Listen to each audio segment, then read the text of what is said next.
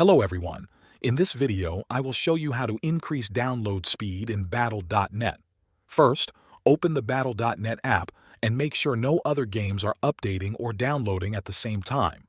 Having multiple downloads can split your internet speed. Next, check if any other programs on your computer are using the internet. This could be streaming services, other game platforms, or large file transfers. Close these while downloading your game.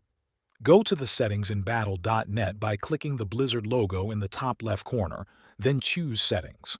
In the Downloads section, look for the option called Download Limits. Make sure the download speed limit is set to 0, which means no limit.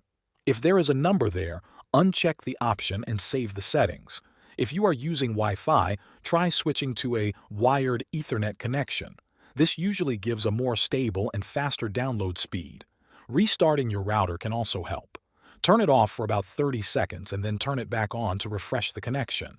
Another tip is to download your games at a time when fewer people are using the internet in your home. For example, early in the morning or late at night. Finally, keep your Battle.net app updated. An outdated version could cause performance issues. By following these steps, you should notice your downloads finishing faster and with fewer interruptions. Thanks for watching.